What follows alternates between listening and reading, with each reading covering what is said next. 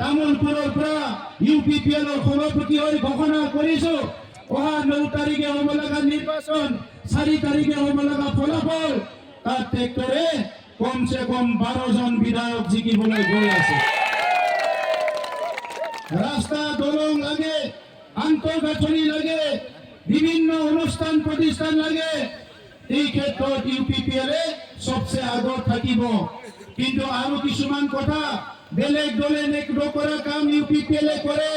এইটো হ'ল শান্তি প্ৰতিষ্ঠা কৰা, জাতি জনগোষ্ঠীক নিৰাপত্তা দিয়া, জাতি জনগোষ্ঠীৰ ভাষা ধৰ্ম সকলো ৰীতি নীতি সংস্কৃতিৰ নিৰাপত্তা দিয়া ৰক্ষণাবেক্ষণৰ কাম এইটো বেলেগ কামে নকৰে UPPL দলে কৰে। জাতি মাতি ভেটি ৰক্ষা কৰাৰ কথা কৈছিলে, কিন্তু অসমতে এই ধৰ্মক বাদ দি, এই জাতিক বাদ দি, এই জাতিটোৰ তলত, এই জাতিটোৰ ওপৰত এনেকা বুলি সমাজ গঢ়িব নোৱাৰিব।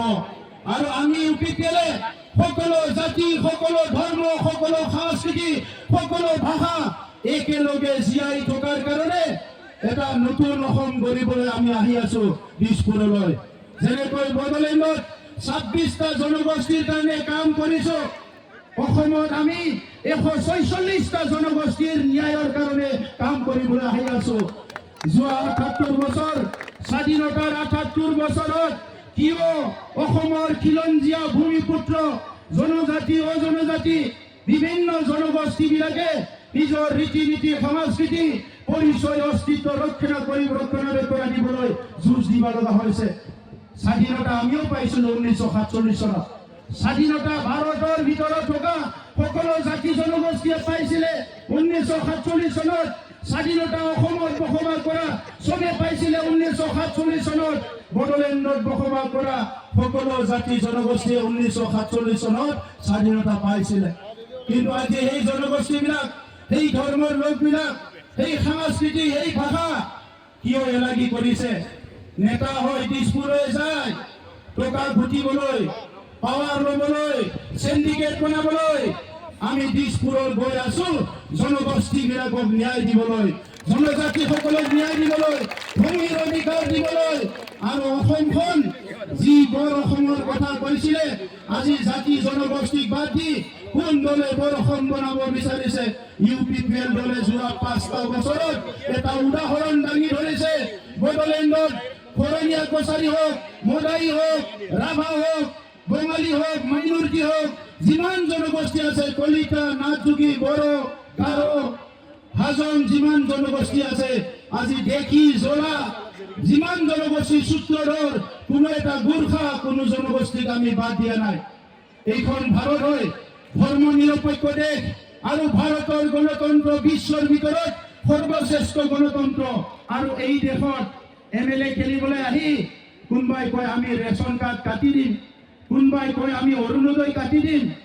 কোনোবা অৰুণোদয় কাটা দলক ভোট দিব নেকি? ৰাইজ অৰুণোদয় কাটা দলক কেতিয়াও ভোট নিদিয়ে, ৰেচন কাৰ্ড কাটা দলক কেতিয়াও ভোট নিদিয়ে। দুখীয়া গাৰো গৰীব মানুহক ভাবুকি দি, দুখীয়া গৰীব মানুহক ভয় খুৱাই যিসকলে ৰাজনীতি কৰিব বিচাৰিছে, সেইসকলক আজি স্বাধীনতাৰ 78 বছৰত চিনাক্তকৰণ কৰিবলৈ সময় হ'ল। UPPL-এ দুখীয়া গৰীব সকলো মানুহক আজি সহায় কৰিবলৈ ৰাজনীতি কৰিছো। যোৱা 5টা বছৰত বড়োলেণ্ড গঢ়িলো, তামোলপুৰখন গঢ়িলো। আহি থকা সময়ত অসমৰ বিভিন্ন পিছপৰা অঞ্চলবিলাকত UPPL-এ কাম কৰিবলৈ আমি আহি আছো। মই দীঘলীয়া কথা নকওঁ। তামোলপুৰৰ সন্তান হিচাপে তামোলপুৰৰ বালি ধূলি, তামোলপুৰৰ মাটি, মটমা নদীৰ পানী, তাত গা ধুই ডাঙৰ দীঘল হৈছো। কৌৰাগুৰি LP স্কুলত পঢ়িছো, তামোলপুৰ হায়াৰ ছেকেণ্ডাৰীত পঢ়িছো। আৰু তাৰে পৰা সপোন দেখিছিলো এদিন নহয় এদিন তামোলপুৰ উন্নত হ'ব লাগিব, অসমৰ ভিতৰত জাকত জিলিকা অঞ্চল হ'ব লাগিব, নতুন ডিষ্ট্ৰিক্ট হ'ব লাগিব। ইয়াতো BEd college, medical college, engineering college, ল' কলেজ, ভাৰতবৰ্ষত যিমান শিক্ষা অনুষ্ঠান আছে তামোলপুৰতো হ'ব লাগিব, এই সংকল্প লৈছিলো। গতিকে আজি 80% কাম হ'ল, বাকী 20% কাম একেলগে কৰিম।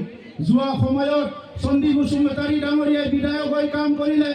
আমাৰ যুৱ নেতা জলেন দৈমাৰী যেতিয়া বিধায়ক হল দিনে নিশা কাম কৰি বাকী এমএলএ বিলাক যদি 10টা ৰাস্তা আনিছে জলেন বেমাৰী ডাঙৰে 20টা ৰাস্তা আনিছে বাকী এমএলএ বিলাক যদি 10টা নামঘৰ বনাইছে জলেন বেমাৰী ডাঙৰে 20টা নামঘৰ বনাইছে বাকী এমএলএ বিলাক যদি এসিএস অফিসাৰ বনাব পাৰে নাই জলেন বেমাৰীয়ে 5 জন এসিএস অফিসাৰ বনাইছে গতিকে ইউপিপিএলৰ এই সমাজস্থিতি আছে মই আপোনালোকক ধন্যবাদ জনাইছো আজি এই বিশাল ৰেলী বাগানপাৰা দাৰাংগাজুলি গৈবাৰী সকলো অঞ্চলৰ পৰা আহি মোৰ মা দেউতা দাদা ভাই বন্ধুসকলে এই ৰেলীটো সাকসেস কৰি এটা ডাঙৰ মেছেজ অসমলৈ পঠাইছে ভাৰতবৰ্ষলৈ পঠাইছে ইউপিপিএল দল সৰু দল হ'ব পাৰে কিয় ইউপিপিএল দলে 3 জন এমপি পাইছে এইটোৱে নিদৰ্শন এইটোৱে এক্সাম্পল যে ইয়াৰ ডিসিপ্লিন আছে ইউপিপিএল মানুহ বিক্ৰী নাযায় ইউপিপিএল মানুহ কোনো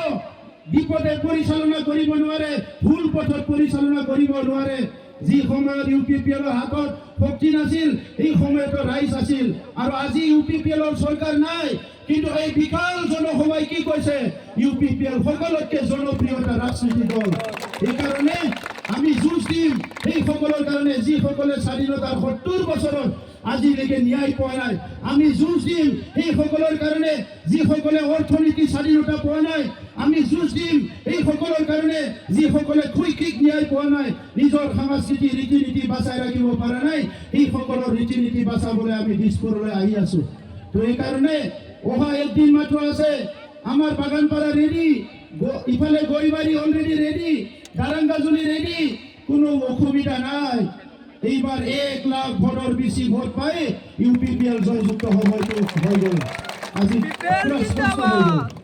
গতিকে মই ৰংগৰা নাৰ্জাৰী ডাঙৰীয়াক ধন্যবাদ জনালো গোবিন্দ বসুমতাৰী ডাঙৰীয়াক ধন্যবাদ জনালো কাজিৰাম বড়ো ডাঙৰীয়াক ধন্যবাদ জনালো সন্দীপ বসুমতাৰী ডাঙৰীয়াক ধন্যবাদ জনালো আমাৰ নজিব আলী ডাঙৰীয়া আমাৰ যিমান চেলৰ নেতৃবৃন্দ আছে সকলোকে ধন্যবাদ জনাই আজি আমাৰ যি ইউপিপিএল দলৰ এই বিশাল ৰেলীত অংশগ্ৰহণ কৰা সকলোলৈ ধন্যবাদ জনাই ৰঙালী বিহুৰ শুভেচ্ছা জনাইছো ভগৱান ঈশ্বৰ আল্লাহৰ ওচৰত প্ৰাৰ্থনা কৰিছো সবে যাতে ভালে থাকে এইখিনিয়ে কৈ মোৰ বক্তব্য সামৰিছো ইউপিপিএল জিন্দাবাদ ইউপিপিএল জিন্দাবাদ ইউপিপিএল জিন্দাবাদ মই এটা কথা কম আমি আগত যাম আপোনালোকে অলপমান ৰাস্তা দিব আৰু ৰেলীত সকলো আহিব এজনো নাথাকিব লাহে লাহে আমি ৰেলী কৰি আমাৰ সাৰ্কেল অফিস